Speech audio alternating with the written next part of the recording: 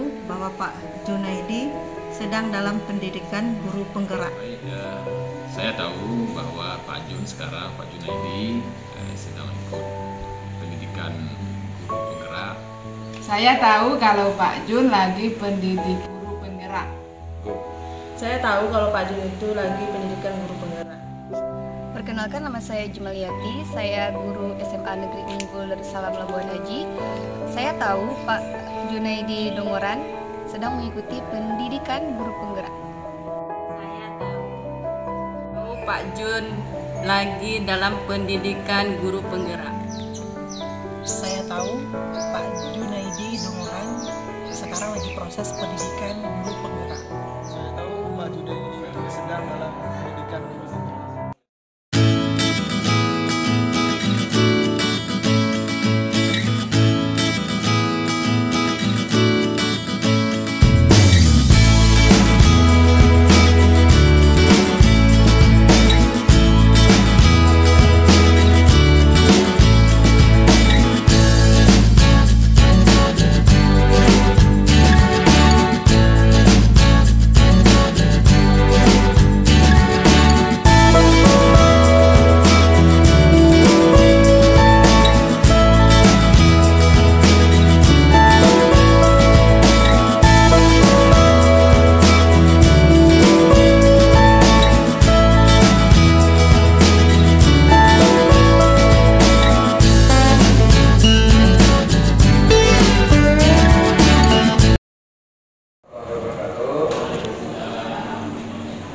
Sama-sama kita panjatkan puji dan syukur kepada Allah Subhanahu wa Ta'ala yang masih beri kita kesempatan sehingga pada hari ini kita dapat bertatap muka di ruangan yang sederhana ini dalam rangka melaksanakan aksi nyata dalam guru penggerak angkatan keempat, di mana aksi nyatanya adalah implementasi budaya positif di SMA Negeri Unggul Darussalam Labuan Haji Kabupaten Aceh Selatan. Salam beri salam kita saling menjadikan kemampuan alam dan besar Muhammad Sallallahu Alaihi Wasallam. Semoga tercurah kepada keluarga dan sahabat beliau sekalian. Yang saya hormati Bapak Kepala Sekolah, yang saya hormati Bapak Ibu Guru, yang saya hormati para TU beserta karyawan-karyawati SMA Negeri Unggul Darussalam Labuan Haji.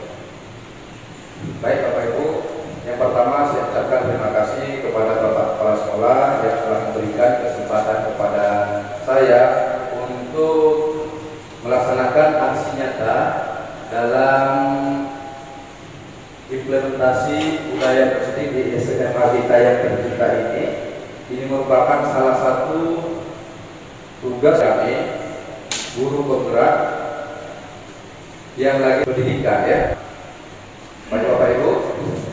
Ada beberapa hal mungkin nanti yang akan saya sampaikan pada kesempatan ini.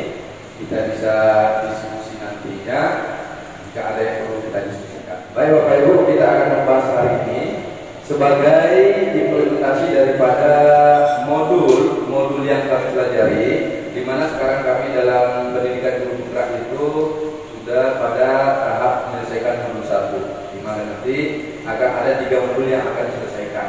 Salah satu tugas kami adalah aksi nyata menyampaikan apa yang sudah kami pelajari pada pendidikan guru penggerak angkatan keempat ini. Baik Bapak Ibu, nanti kita akan mempelajari tentang perubahan paradigma belajar. Yang pertama perubahan paradigma, kemudian ada disiplin positif, inovasi perilaku manusia, motivasi perilaku manusia, kebutuhan dasar manusia, posisi kontrol atau restitusi, keyakinan luas, dan segitiga restitusi. Baik Bapak Ibu, sebelum kita masuk ke materi yang pertama, kita lihat dulu yang pertama ini siapa kira-kira Bapak Ibu, Bapak Pendidikan Indonesia? Ya, pastikan kita tahu kalau ditanyakan siapa Bapak Pendidikan Indonesia. Nah, sekarang pertanyaan yang kedua, kira-kira bagaimana pemikirannya dalam pendidikan? Pertama kita lihat dulu, ini yang paling terkenal. Bapak Ibu pasti mungkin waktu SMA mungkin waktu kuliah juga pernah mendengarkan ini Ingarso Suntulodo Ingmadia Mangarso Tuturi Handayani.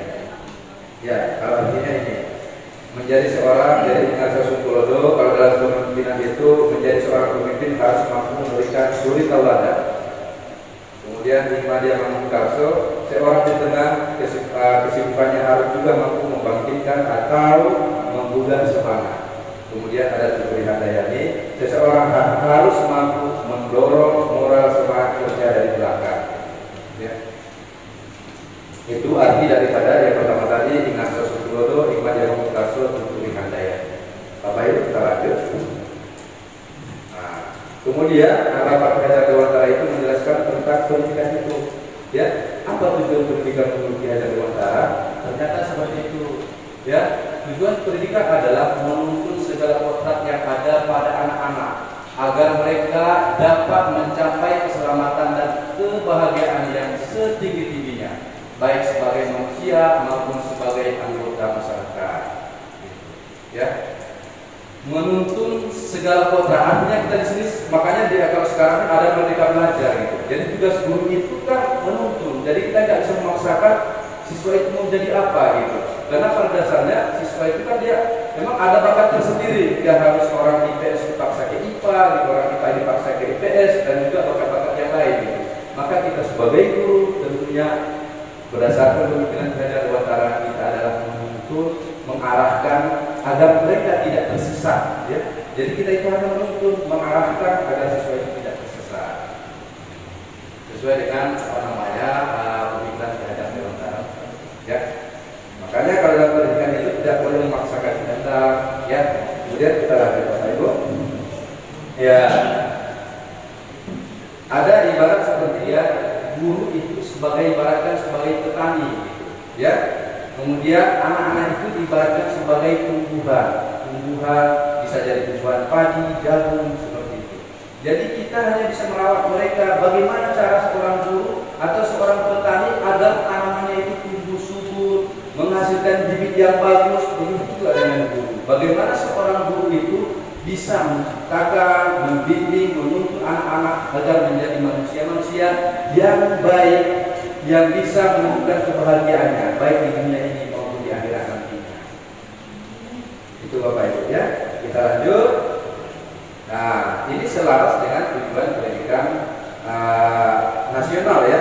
Di mana di situ kita lihat mewujudkan suasana kelakuan belajar pembelajaran agar bersadi secara aktif mengembangkan potensi dirinya untuk memiliki kebutuhan spiritual, keagamaan, pengendalian diri, kepribadian, kecerdasan akal serta keterampilan yang diperlukan di dunia masyarakat bangsa negara, Bapak Ibu, ya.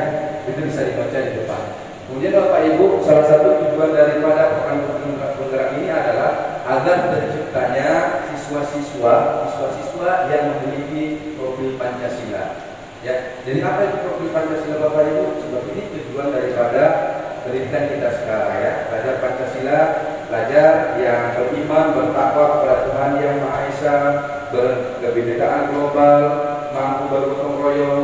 Anak itu gimana harus bisa kreatif, bisa bernalar kritis, mandiri, ya Bapak Ibu, ya. Jadi tujuan daripada pendidikan kita sekarang itu salah satunya adalah agar peserta didik itu bisa mencapai profil Pancasila seperti yang ada di depan ini. Kemudian dengan guru penggerak itu diharapkan ada perubahan di sekolah tentunya dalam kegiatan pembelajaran.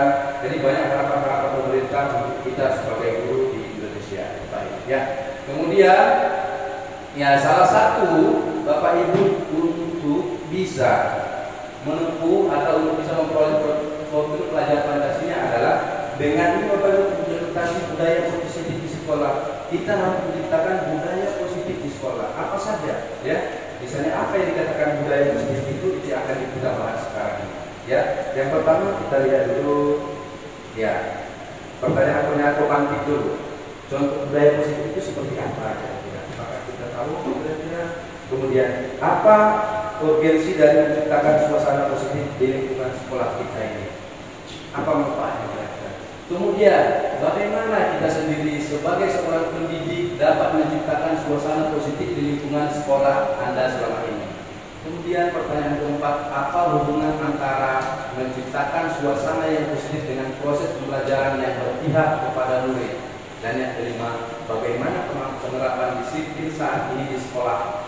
Apakah sudah diterapkan dengan efektif? Bila belum, apa yang menurut Anda masih perlu dikembangkan? Itu mungkin bisa dipertanyakan pada diri kita sendiri, ya. selanjutnya, nah kita lihat dulu perubahan paradigma ya. Jadi materi kita yang pertama hari ini adalah perubahan paradigma. Nah, Bapak Ibu, Bapak Ibu, ini ada katanya ini permainan di sini. Kalau kita bermain coba buka, kita kepalkan tangan, coba buka tangan saya, misalnya seperti ini. Sekuat-kuatnya kita kepalkan, kemudian kita suruh kalau kita membuka tangan kita seperti ini. Ah, kira-kira Bapak Ibu bagaimana?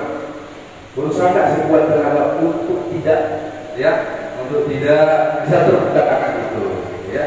Jadi pertanyaan kira-kira apakah akan membuka kepalan tangan Anda dengan bujukan, godaan, ya, atau paksaan teman Anda? Kira-kira mengapa? Kalau misalnya Bapak Ibu sudah kepalkan, mengapa Bapak Ibu bersekuku apa-apa buka aja gitu? Apakah ada usaha Bapak Ibu untuk tidak membukanya serta-merta gitu?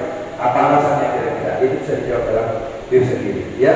Apakah Anda akan bertahan dan menolak membuka kepalan tangan sampai sekuat tenaga Anda? Ya, kira-kira mengapa? Ya, itu pertanyaan. Cobalah buka, ya. Itu bisa kita jawab sendiri. Kalau mulai gimana kira-kira? Kalau seperti itu harus bertahan, ya. Pak, gimana Pak? Pak Riki gimana tanggapannya? Kenapa harus bertahan? Ada sesuatu yang berharga. Ya. Mempertahankan prinsip. Ya, betul Bapak Ibu, ya, memang harus mempertahankan sekuat tenaga, ya. Oke. Bapak ini itu adalah pertanyaan romantik. Kemudian, ya, di mana budaya positif Bapak Ibu, sekolah perlu menyediakan lingkungan yang positif, aman dan nyaman agar murid mampu berpikir, bertindak dan mencipta dengan merdeka, ya, mandiri dan bertanggung jawab. Salah satu strategi yang perlu ditinjau adalah dengan bentuk disiplin yang dijalankan selama ini di sekolah-sekolah kita, Bapak Ibu. Ya, kita kan sekarang, Bapak Ibu, kan sering setiap sekolah tentunya punya peraturan tersendiri, ya. Jadi kita selama ini punya pikiran tersendiri, ya, punya pikiran sendiri tentang peraturan. Dan ternyata kalau menurut yang dipelajari ini ada benarnya, ada juga tidak benarnya. Kita lihat Bapak Ibu, ya. Kita lihat di sini ada ilusi guru mengontrol murid. Pada dasarnya kan, apakah guru itu bisa mengontrol murid? Menurut Bapak Ibu, pada dasarnya tidak bisa mengontrolnya. Artinya kalau guru itu mengontrol murid itu hanyalah ilusi. Pada dasarnya guru itu tidak bisa mengontrol murid. Kenapa kira-kira? Pada dasarnya kita tidak dapat memaksa diri untuk berbuat sesuatu jika murid tersebut memilih untuk tidak melaksanakannya. Artinya kita kontrol dia melawan gimana? Nah, itu artinya dengan pendekatan apa yang bisa kita lakukan nanti? Ada pendekatan tertentu yang bisa kita laksanakan. Nah, gitu. Kemudian dimensi bahwa semua penguatan positif, efektif dan bermanfaat. Ya. Kemudian ilusi bahwa kritik dan membuat orang merasa bersalah dapat menguatkan karakter. Enggak, ya, itu hanyalah ilusi, ya. Pada dasarnya nggak bisa kita membuat orang kadang-kadang, ya, misalnya kita ngomong sama siswa seperti ini, cobalah kamu dengarkan orang tuamu, lihatlah. Kadang-kadang dia merasa kita, omongan kita itu kadang-kadang membuat dia merasa bersalah, merasa dia tidak berharga, ya. Kemudian ilusi bahwa orang dewasa memiliki hak untuk memaksa. Kalau di sini, dan ternyata tidak bisa kita paksakan. Walaupun sekecil apa, misalnya masih anak TK, anak SD, gitu ya, nggak bisa kita memaksakan. Berdasarkan teori yang ini, ya. Kita lanjut.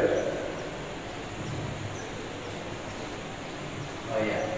Jadi Bapak Ibu, kita lihat ada namanya stimulus respon lawan teori kontrol. Jadi kalau dia stimulus respon, dia menyatakan bahwa realitas kebutuhan kita sama, kita mempunyai kebutuhan yang sama. Sedangkan untuk teori kontrol, pada realitasnya ya kebutuhan kita itu berbeda-beda.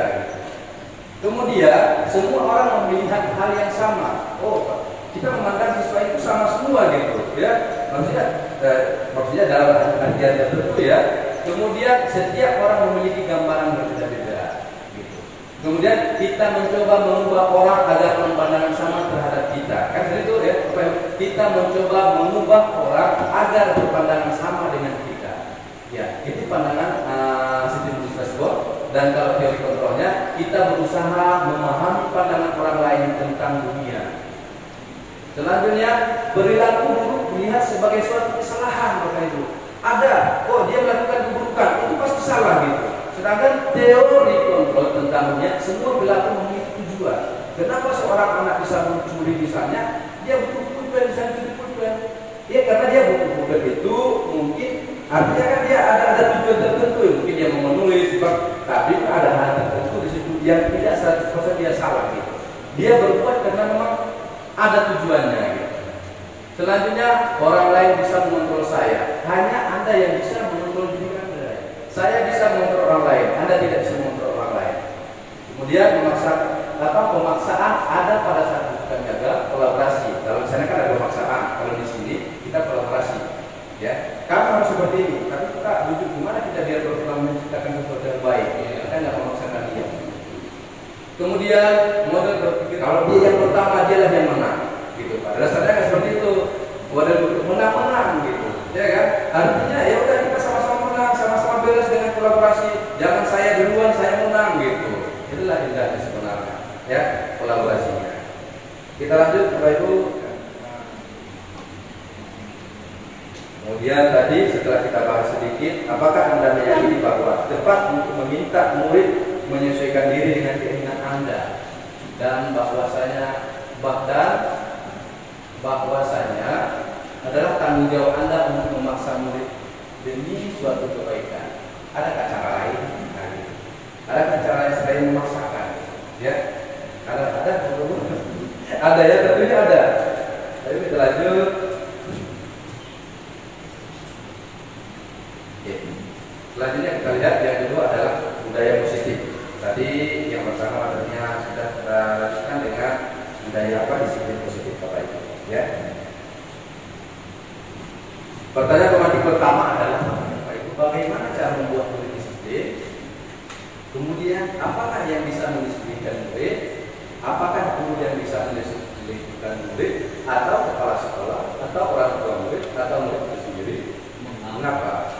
Itu bisa kita jawab sendiri Bapak Ibu. Ya. Jadi bagaimana cara membuat? Nah, bisa dengan cara apa Bapak Ibu? Kerjasama.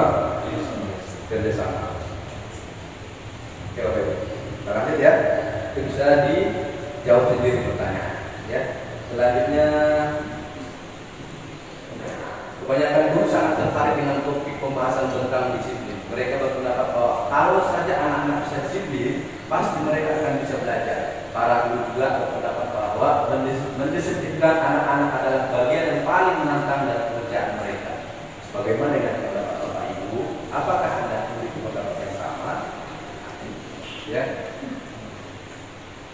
Kita lanjut Bapak Ibu. Nah, biasanya kan kalau ada disiplin ada hukuman. Biasanya ya. Biasanya kalau ada disiplin, gimana cara biar anak-anak disiplin? Pasti ada reward, ada punishment. Biasanya seperti itu. Sekarang yang kita bahas apa seperti ini? Kita lanjut ya. Maka harus ada hukuman dalam setiap kedisiplinan. Ini pertanyaan. Mengapa Mari kita tanyakan pada diri kita sendiri. Bagaimana kita berperilaku? Mengapa kita melakukan segala sesuatu? Apakah kita melakukan sesuatu karena ada dorongan dari lingkungan atau ada dorongan dari orang lain? Terkadang kita melakukan sesuatu itu karena menghindari rasa sakit atau ketidaknyamanan. Terkadang kita juga melakukan sesuatu untuk mendapatkan apa yang kita mau. Bagaimana menurut Bapak Ibu? Pernahkah Anda melakukan sesuatu untuk mendapatkan senyuman dari orang lain? Kemudian untuk mendapatkan hadiah kira-kira atau untuk mendapatkan uang, apalagi kira-kira alasan orang lain melakukan sesuatu. Jadi ketika kita berperilaku itu ada sesuatu yang mendorong. Atas dasar apa kita? Apakah memang karena menghindari sesuatu biar aman? Apakah karena kita biar mendapatkan imbalan? Atau murni karena memang kita dari dalam diri kita sendiri muncul? Ya. Nah sekarang kita lihat. Ya. Jadi Bapak Ibu, ada 3 motivasi perilaku manusia. Kenapa seseorang itu bisa berperilaku? Yang pertama untuk menghindari ketidaknyamanan atau hukuman. Sama sama dengan disiplin sekolah. Jadi anak-anak cepat datang ke sekolah, dia hanya saja untuk menghindari hukuman aja, dia tidak denda, dia cepat datang ke sekolah. Yang kedua, untuk mendapatkan imbalan atau penghargaan dari orang lain. Misalnya seorang untuk belajar, iya biar saya dapat juara 1 nanti dikasih uang segala macam. Itu motivasi yang kedua. Yang ketiga adalah untuk menjadi orang yang mereka inginkan dan menghargai diri mereka sendiri dengan orang-orang lain yang mereka percaya. Ya, orang dengan motivasi inilah yang akan bertanya, akan menjadi orang yang seperti apa bila saya melakukannya. Mereka melakukan sesuatu karena nilai-nilai yang mereka yakini dan hargai, dan mereka melakukannya karena mereka ingin menjadi orang yang melakukan nilai-nilai yang mereka yakini tersebut. Ini adalah motivasi yang akan membuat seseorang memiliki disiplin positif, ya, karena motivasi perilakunya bersifat internal bukan eksternal. Jadi sebenarnya motivasi dia yang ketiga yang terjadi, kita berbuat bukan karena orang lain, murni karena berasal dari dalam diri kita sebagai siswa, sebagai manusia, gitu ya. Walaupun memang selama ini kita sayang di Bapak Ibu pernah mengalami yang nomor 1, yang nomor 2, tapi yang menciptakan budaya positif itu adalah dengan yang nomor 3, tanpa ada paksaan, tanpa ada hukuman, dia bisa. Jadi sekarang yang digerakkan itu adalah bagaimana kita Bapak Ibu guru bisa menciptakan siswa-siswa kita agar berperilaku motivasi yang ketiga ini, ya. Bagaimana membentuk siswa yang seperti yang ketiga, bahwa motivasi itu timbul dari dalam diri siswa itu sendiri tanpa harus ada. Tapi dengan seperti itu maka terciptalah budaya positif. Seperti yang saya jelaskan tadi sudah. Jadi mungkin pertanyaan yang kedua adalah bagaimana cara kita sebagai guru untuk menanamkan disiplin positif yang positif ini kepada murid-murid kita. Akan disiplin positif, tapi yang positif lagi yang nomor 3-nya tadi. Bagaimana cara kita, ya, sebagai guru? Itu mungkin bisa kita tanyakan pada diri kita, kemudian kita jawab sendiri, kita bisa merancang apa yang bisa kita lakukan. Kita lanjut, ya. Kemudian selanjutnya kita lihat hubungan dasar manusia, Bapak Ibu. Ini ada hubungannya dengan yang tadi. Semua perilaku itu ada tujuannya, bahwa tidak semua perilaku itu adalah salah, ya. Sebab tidak semua perilaku yang menurut kita jelek itu adalah salah, gitu. Karena di sini tadi kita jelaskan bahwa semua perilaku itu mempunyai tujuan. Itu ada kaitannya dengan kebutuhan dasar manusia, ya. Bapak Ibu, ada 5 kebutuhan dasar manusia. Seluruh tindakan manusia memiliki tujuan, ya. Semua yang kita lakukan adalah usaha terbaik kita untuk mendapatkan apa yang kita inginkan.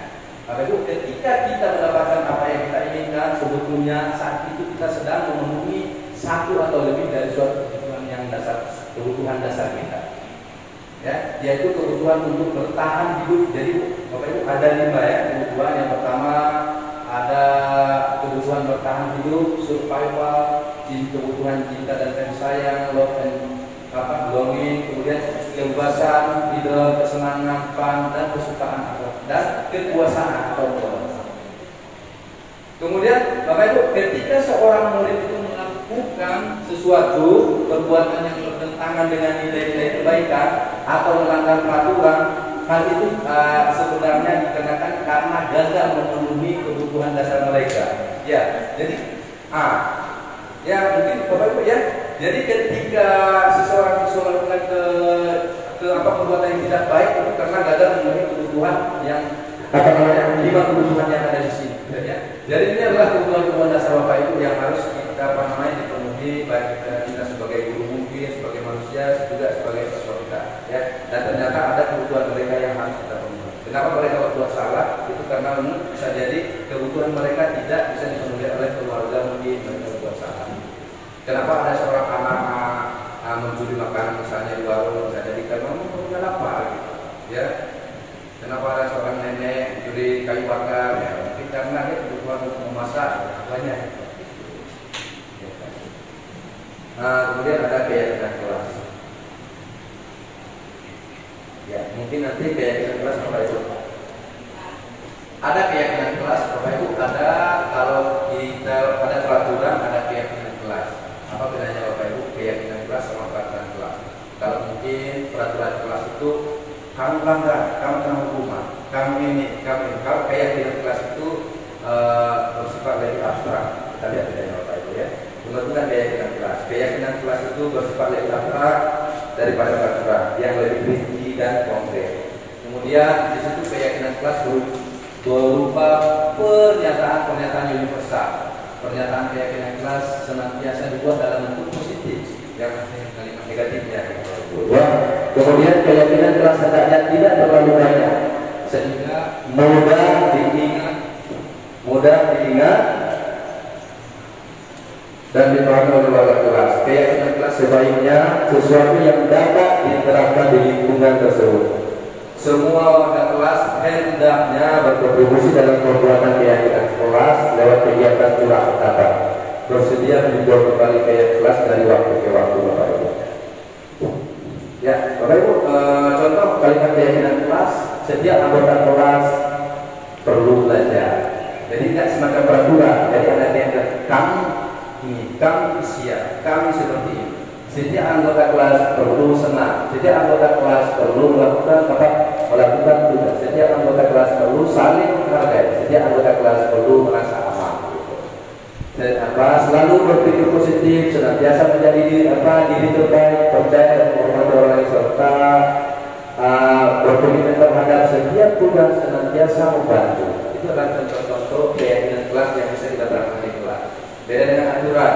Saya kalau terlambat masuk harus ini, kan ada denda sanksi dan dendanya. Oke, ya. Antara peraturan dan keyakinan. Baik Bapak Ibu, kita lanjut. Ya, kita sekarang ada posisi kontrol. 5 posisi kontrol. Yang pertama, Bapak Ibu kita lihat dulu. Ada 5 posisi kontrol manusia. Kita lihat yang pertama. Nah, apakah kita sebagai guru kira-kira termasuk di mana ini? Apakah kita sebagai pembuku? Apakah kita sebagai membuat orang merasa bersalah? Apakah kita sebagai teman? Apakah kita sebagai monitor atau memantau? Apakah kita sebagai manajer? Ya, jadi ada berapa perilaku kontrol posisi kontrol ya. Yang pertama kita lihat dulu. Nah, sebagai seorang penghukum, Bapak Ibu, apa yang dikatakan dengan seorang penghukum? Nah, penghukum itu seorang penghukum bisa menggunakan hukuman fisik maupun verbal. Orang-orang yang menjalankan posisi penghukum senantiasa mengatakan bahwa sekolah melakukan sistem atau alat yang dapat lebih menekan murid-murid lebih dalam lagi. Guru-guru yang menerapkan posisi penghukum akan berkata seperti ini: patuhilah aturan saya, awas, kamu selalu saja salah. Pasti selalu yang terakhir selesai. Ya, itu kalau guru seperti ini senantiasa percaya hanya ada satu cara agar pembelajaran bisa, yaitu dengan cara dia sendiri. Gitu, ya. Nah, itu posisi yang pertama. Ada yang kedua, membuat orang merasa bersalah. Pada posisi ini biasanya guru akan bersuara lemah lembut, membuat orang merasa bersalah, akan menggunakan keheningan yang membuat orang lain merasa tidak nyaman, bersalah atau rendah diri. Ya, kata-kata misalnya yang suruh keluar dari guru yang seperti ini adalah, ibu sangat kecewa sekali dengan kamu. Berapa kali Bapak harus memberitahu kamu ya? Gimana coba kalau orang tua kamu tahu kamu berbuat begini? Nah, dan itu adalah kata-kata kita sebagai guru yang sering membuat orang siswa itu merasa bersalah. Ya. Nah, jadi posisi ini murid akan memiliki penilaian diri yang buruk tentang diri mereka. Murid merasa tidak berharga dan telah mengecewakan orang-orang yang disayanginya. Kemudian kita lihat lagi yang posisi yang ketiga, ada posisi guru sebagai teman. Kira-kira banyak positif atau negatifnya? Kita lihat di sini Bapak Ibu. Ya, guru pada posisi ini tidak akan menyakiti murid, namun akan tetap berupaya mengontrol murid melalui persuasi. Posisi teman pada guru bisa negatif atau bisa positif. Positif di sini berupa hubungan baik yang terjadi antara guru dan murid. Guru di posisi teman menggunakan hubungan baik dan humor untuk mempengaruhi seseorang. Mereka akan berkata, ayolah, bantulah demi Bapak ya.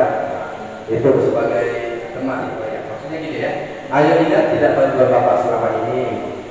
ya sudah kali ini tidak apa-apa, nanti bantu bereskan misalnya seperti itu. Ya itu posisi guru sebagai teman. Nah, ada hal negatifnya Bapak Ibu. Hal negatifnya dari posisi teman adalah bila suatu saat guru tersebut tidak membantu, maka murid akan kecewa dan berkata, saya pikir Bapak Ibu teman saya. Murid merasa dikecewakan dan tidak mau lagi berusaha. Hal lain yang mungkin timbul adalah murid hanya akan bertindak untuk guru tertentu dan tidak untuk guru lainnya. Ya, jadi murid akan tergantung pada guru tersebut. Itu kalau kita sebagai berperan sebagai teman siswa. Ya. Kemudian ada posisi kontrol yang berikutnya, monitor atau pemantau ya. Kalau di sini maka guru-guru tersebut akan sering berkata seperti ini Bapak Ibu. Peraturannya apa? Dia sudah apa peraturan kita hari ini? Kamu harus laksanakan gitu. Kemudian apa yang telah kamu lakukan? Sanksi atau konsekuensinya? Kalau kamu lakukan ini apa sanksi dan konsekuensinya? Ya. Kemudian di bawah tadi seorang pemantau sangat mengandalkan perhitungan catatan. Jadi dia sering anak berbuat salah catat. Jadi dengan dia berkata dengan data. Kita dipanggil misalnya seperti ini. Kalau sudah berbuat berapa kesalahan berdasarkan pemantauan atau catatan lupa. Nah itu berdasarkan pemantau. Posisi ini akan menggunakan misalnya stiker, catatan ya, data posisi mengontrol sendiri berawal dari Bapak Ibu ya. Itu bisa dibaca sendiri di depan. Pemantau itu dia sangat mengandalkan catatan-catatan. Kalau ada kesalahan dari siswa, dia akan mencatatnya kemudian memanggil siswa dengan bukti-bukti yang ada. Ya. Kemudian apa lagi Bapak Ibu? Yang terakhir ada sebagai manajer, mentor di sini ya, di mana guru berbuat sesuatu bersama dengan murid, mempersilahkan murid mempertanggungjawabkan perilakunya, mendukung murid agar dapat menemukan solusi atas permasalahannya sendiri. Seorang manajer telah memiliki keterampilan di posisi teman maupun pemantau, dan dengan demikian bisa jadi di waktu-waktu tertentu kembali kepada kedua posisi tersebut bila diperlukan ya. Namun bila akan menginginkan murid-murid kita menjadi manusia yang merdeka, mandiri dan bertanggung jawab, maka kita perlu mengacu pada restitusi yang dapat menjadikan murid kita seorang manajer bagi dirinya sendiri.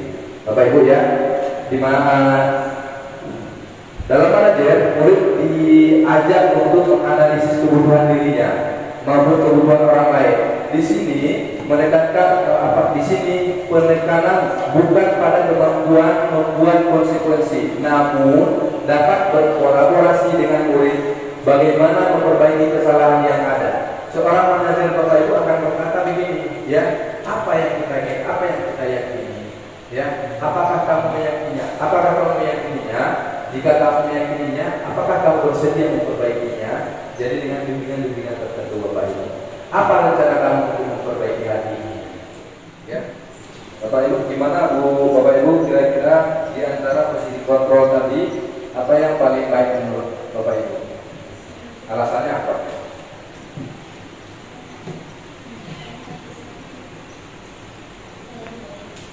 Ya.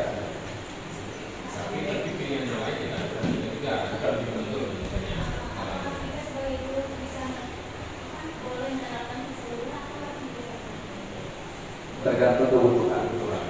Tergantung kebutuhan, yang penting jangan ini menghindari, jangan sampai kita menghukum, ya yang penting. Kalau sebelum berhukum terhadap, tentunya mungkin saya sendiri berpandangan memang hukuman itu yang paling ampuh, ya yang paling fatal, ya. Dan ternyata setelah itu ternyata hukuman itu memang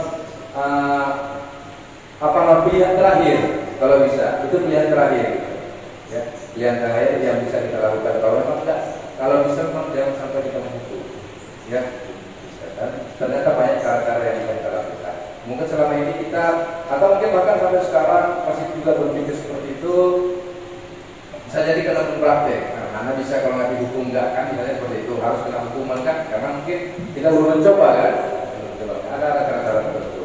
Nanti mungkin kita bisa disini sama guru kita ya. Ya, Bapak Ibu kita lanjut ke apa yang lagi. Nah. Jadi cara-cara ini Bapak Ibu ada namanya terkait dengan apa tadi, posisi kontrol tadi, kita bisa menyelesaikan kalau manajer itu biasanya pilihan dengan restitusi ya. Apa itu segitiga restitusi? Kita lihat Bapak Ibu, restitusi itu adalah proses menciptakan kondisi sebagai murid untuk memperbaiki kesalahan mereka sehingga mereka bisa kembali pada kelompok mereka dengan karakter yang lebih kuat. Ya, Bapak Ibu, ketika anak-anak salah, kita panggil mereka dengan segitiga, dengan restitusi ya. Artinya setelah kita panggil ada perbaikan dari dalam diri mereka. Ya, kita ada restitusi juga dapat proses kolaborasi yang mengajarkan murid untuk mencari solusi untuk masalah dan membantu murid berpikir tentang orang seperti apa yang mereka inginkan dan bagaimana mereka harus memperlakukan orang lain. Ya, kita lihat segitiga restitusinya dulu, Bapak Ibu. Restitusi bisa kita lihat mungkin dalam segitiganya seperti ini, segitiga restitusi. Yang pertama, menstabilkan identitas. Jadi ada segitiga restitusi sebelah bawah, menstabilkan identitas. Ya, kamu bukan satu saja berarti sering. Misalnya salah satu pertanyaan yang bisa kita lakukan atau pernyataan yang bisa kita lakukan dalam menstabilkan identitas adalah kamu bukan satu-satunya yang pernah melakukan ini. Setiap orang pasti pernah melakukan kesalahan. Ya, jadi kita itu untuk menstabilkan identitas. Kemudian ada validasi tindakan yang salah. Nah, kamu tentunya punya alasan mengapa kamu melakukan ini, gitu ya. Jadi kita tanya apa alasan anak itu melakukan itu.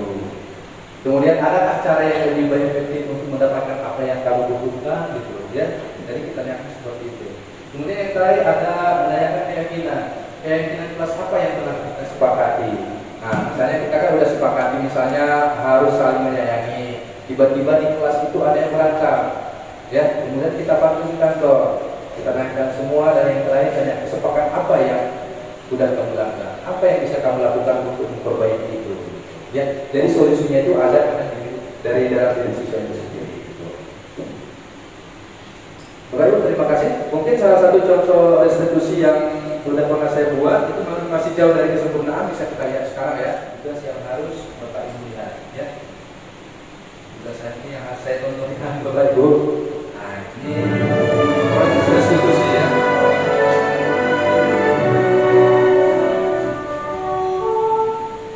Ini praktik restitusi ketiga yang tadi. Ya.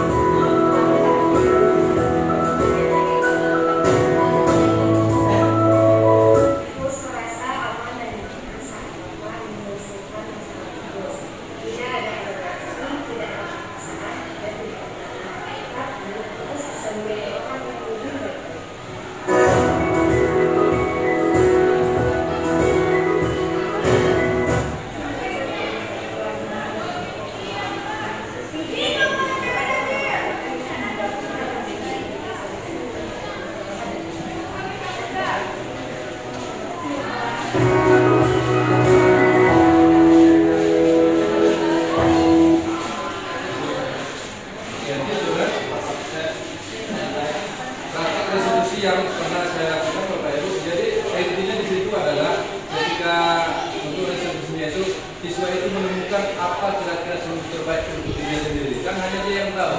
Seperti tadi, kenapa Susi terlambat? Saya tadi malam Pak terlambat karena nonton cerita film Korea. Makanya telah tidur. Jadi pertanyaannya, saya bilang saya juga pernah suka nonton film Korea. Kemudian terakhir katanya, ya, nggak jadi masalah kamu nonton film Korea. Cuma adakah cara yang terbaik menurut kamu tetap bisa nonton film Korea dan kamu tidak akan terlambat ke sekolah gitu. Bagaimana cara kamu?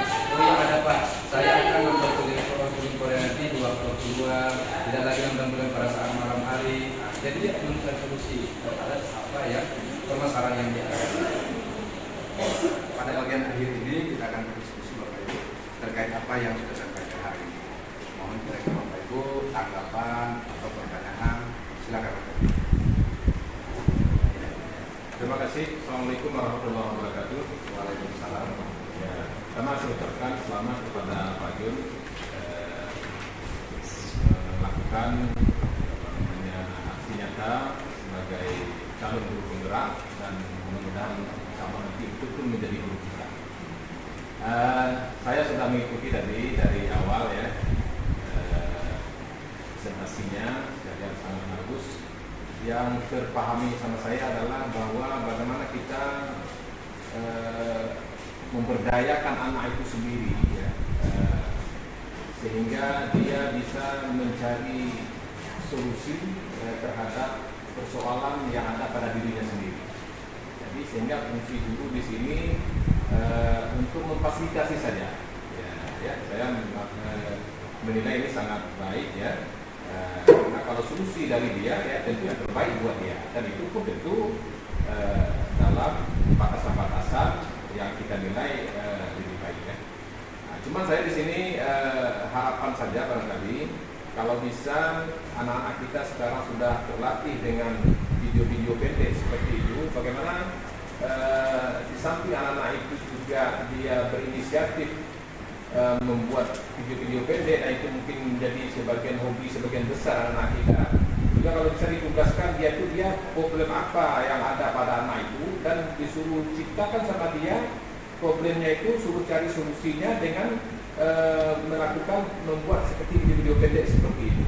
Nah itu barangkali ke depan, jadi sehingga anak itu senang dia dia merasa ada kesalahan pada dirinya, kesalahan itu dia coba expose ya dalam bentuk video pendek, dan itu sekaligus menjadi solusi nanti. Jadi dia mencari solusi dengan cara yang senang bagi dia. Itu saja mungkin. Assalamualaikum warahmatullahi wabarakatuh. Assalamualaikum warahmatullahi wabarakatuh. Apa yang disampaikan Pak Dar itu sangat luar biasa ya. Bagaimana mungkin dia ketika membuat video itu disebarkan, mungkin kan solusi untuk diri sendiri, dan sebenarnya itu bisa bermanfaat untuk orang lain ketika disebarkan. Gitu. Jadi ketika dia bisa menyelesaikan solusinya sendiri, ternyata bisa juga menyelesaikan beberapa atau mungkin bisa jadi ribuan ya masalah orang yang sama dengan dirinya sendiri, gitu ya. Dan insya Allah nanti akan kita coba terapkan. Ya. Baik Pak Dar, terima kasih. Bapak Ibu yang lain gimana? Oke, silakan.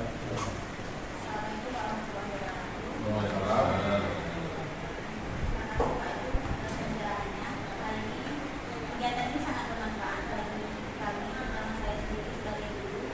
Banyak hal yang kita hadapi ketika mengajar masalah dengan anak-anak, dan ternyata mungkin tindakan-tindakan kita sebagai guru selama ini masih banyak salahnya, masih banyak kurangnya. Nah, hari ini kami mendapatkan banyak pencerahan dari Pak Jun, terutama tentang peranan kita sebagai guru menghadapi permasalahan siswa. Nah, hari ini saya sangat berterima kasih dalam pembelajaran itu di pimpinan penasihat Pak Jun, karena acara ini sangat membantu dari kita Bu yang sering mendapatkan masalah dengan anak-anak. Terima kasih juga ya sudah. Semoga nanti kita ke depannya bisa berkolaborasi ya Bu Endang, saya bagaimana kita memang guru-guru SMA Unggul menciptakan bisa menerapkan budaya positif di sekolah kita, sehingga nanti bisa terciptanya budaya positif seperti yang kita inginkan hari ini. Gitu, Pak. Ya. Gimana Pak Ibu masih ada? Ya, silakan Pak Riki. Assalamualaikum warahmatullahi wabarakatuh. Waalaikumsalam. Sebelumnya terima kasih banyak dan sangat bermanfaat apa yang sudah ditampilkan dan dijelaskan mengenai tentang budaya positif di sekolah. Dan di sini dapat disimpulkan bahwa budaya positif di sekolah itu ada kejujuran, disiplin, dan kerjasama. Mengenai budaya positif juga ada permasalahan dari siswa. Terkait permasalahan pasti adanya guru BK. Nah, di sini semua yang dijelaskan tampilan video itu kerjasama dengan semua guru, dan tentunya guru BK sangat berperan. Juga ada poin-poin dan permasalahan siswa gitu. Jadi di sini perlu adanya kerjasama semua warga sekolah Pak ya, dan terutama wali kelas dan guru mata pelajaran. Nah, tadi juga ada ditampilkan video-video untuk dalam konseling itu namanya proses konseling individual gitu, di mana siswa dipanggil ke ruangan untuk melakukan proses konseling gitu. Nah, ketika telah melakukan proses konseling itu nanti adanya eksplorasi itu pertanyaan atau respon dari siswa sendiri gitu, dari konseling sendiri gitu, dan bahkan dia sadar akan permasalahannya gitu. Jadi ini sangat bagus, sangat bermanfaat, dan tadi kerjasama antara semua warga sekolah. Terima kasih. Baik Pak Riki, atas tanggapan yang sangat positif ya dari Bapak Ibu semuanya. Bagaimana tanggapan dari Bu Rika yang luar biasa hari ini. Semoga kita bisa kerjasama dengan semua guru yang ada di sekolah ini, seperti yang saya sampaikan yang saya sampaikan tadi, agar memang siswa-siswa kita itu bisa betul-betul kita bantu sesuai dengan tujuan pendidikan menurut Jajar Dewantara. Mereka bisa menemukan keselamatan dan kebahagiaan mereka yang seutuhnya dengan tidak memaksakan kehendak. Ya, mereka bisa kita tuntun, mereka memilih nanti jurusan sesuai dengan kemampuan mereka. Begitu, ya. Demikian untuk pertemuan kita waktu hari ini. Sekali lagi saya ucapkan terima kasih kepada para Bapak Ibu, kepada kepala sekolah, ya, terima kasih. Dan saya akhiri, dan sebelumnya saya Bapak Ibu mohon maaf atas segala kekurangan dan kesalahan yang telah saya sampaikan. Dan assalamualaikum warahmatullahi wabarakatuh. Waalaikumsalam.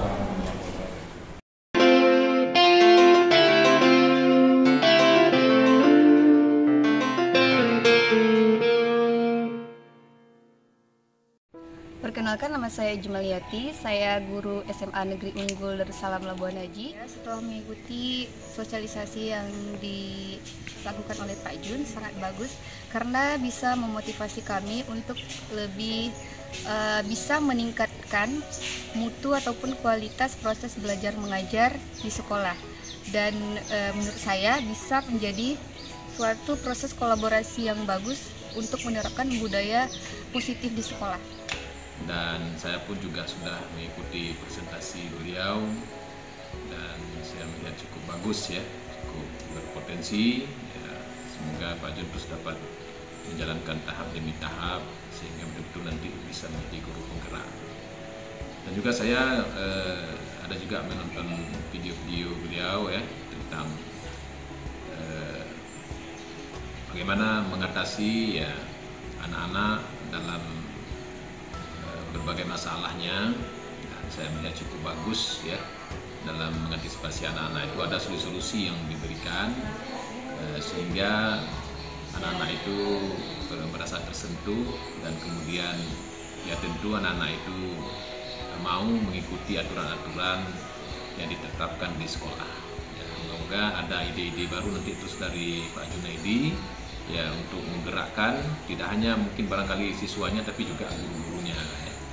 Itu barangkali tanggapan saya terhadap calon guru penggerak Pak Junaidi Dongoran. Selamat Pak Jun.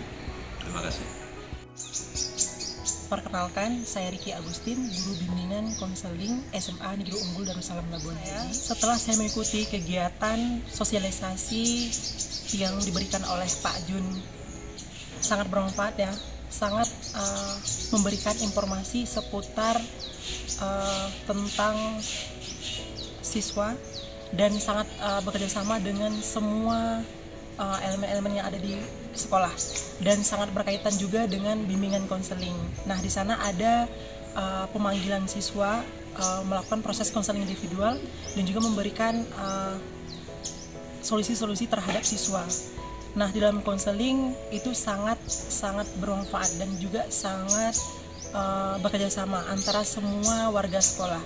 Nah, untuk kedepannya semoga lebih baik lagi dan tentunya semakin sukses. Salam guru penggerak.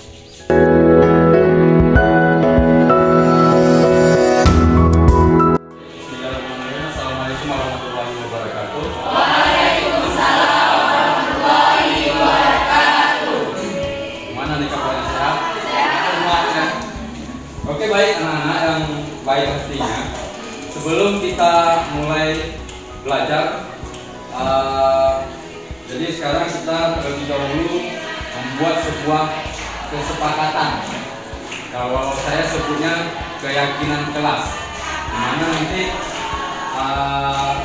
masing-masing dari anak-anak ini kita menuliskan apa kira-kira yang bisa ataupun yang diyakini ataupun menjadi sebuah bahan motivasi, ditulis di stick note ini.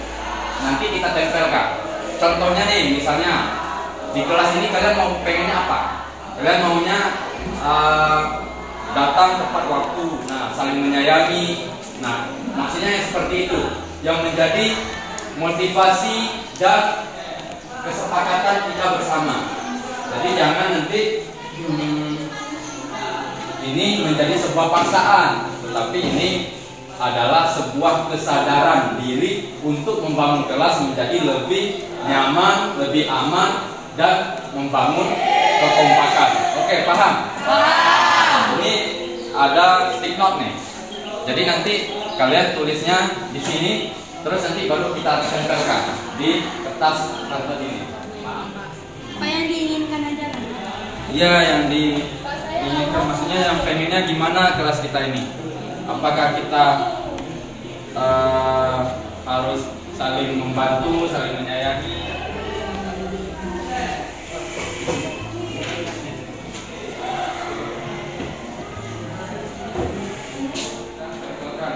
Kita baca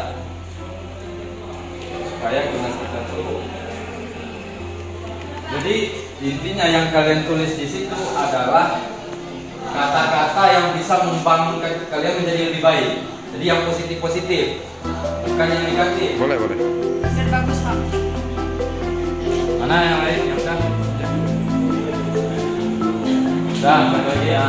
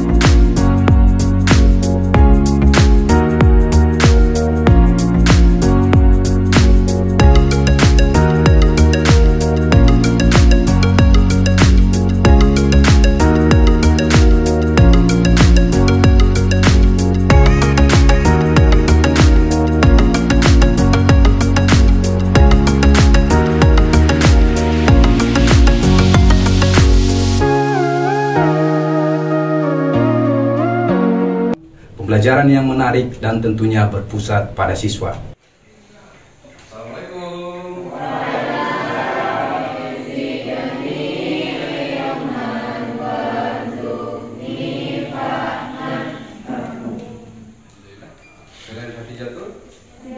Jadi untuk lebih semangat ya sebagai motivasi anak-anak Bapak, mari sama-sama kita bermain dulu sebelum kegiatan pembelajaran. Siap? Ya. Silakan dibuka kahot.com masing-masing. Ini nilainya nanti yang paling cepat dan yang paling tepat. Ya. Yang pertama adalah pada saat kegiatan pembelajaran terakhir kita akan bermain lagi dengan ini. Kira-kira apa yang sudah kita pelajari bisa nggak kalian tangkap? Apa yang masih kalian ingat tentang statistik? Ya silakan. Mea, modus pengumpulan data-data.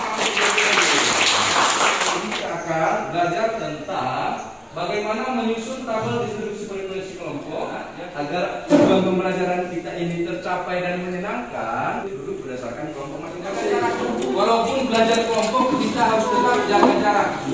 Juga kerja yang ada di sini nanti kalian isiin. Dipahami dulu bagaimana petunjuknya. Sekarang silakan cari bahannya di. Gimana dia? Ada kendala?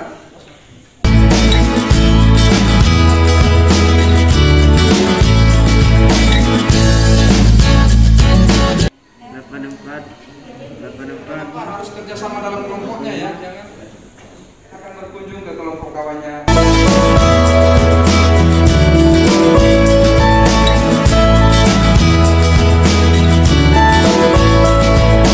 Sekarang boleh kita diskusikan. Satu, ya silakan kelompok satu mau menanyakan ke kelompok mana? Kami dari kelompok 2 akan menjawab pertanyaan dari kelompok 1. Histogram berfungsi untuk mengetahui. Ya, silakan kelompok 2 ya. Baik, saya akan bertanya kepada kelompok 2.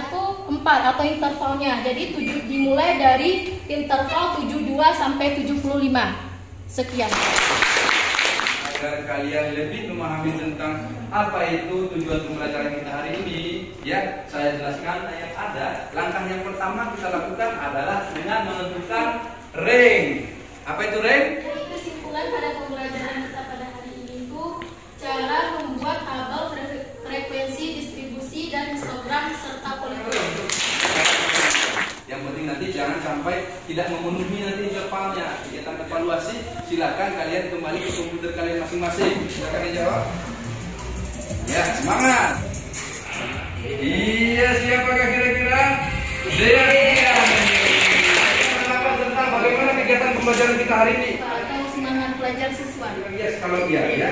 Sepakat nggak? Yes. Sebelum kita akhiri, mari sama-sama kita berdoa terlebih dahulu. Amin. Sekian. Assalamualaikum warahmatullahi wabarakatuh.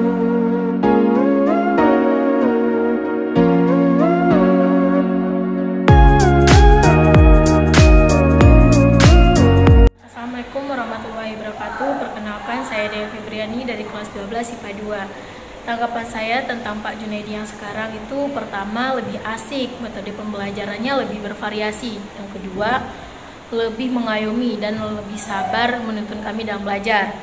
Yang ketiga, itu lebih peduli terhadap kondisi murid-muridnya dan kegiatan pembelajarannya juga lebih fleksibel. Semangat! Assalamualaikum warahmatullahi wabarakatuh. Saya Taita Nabila dari kelas 12 IPA 1. Jadi menurut saya Pak Junaidi yang sekarang lebih sabar dan tidak memaksakan kami untuk bisa pelajaran matematika.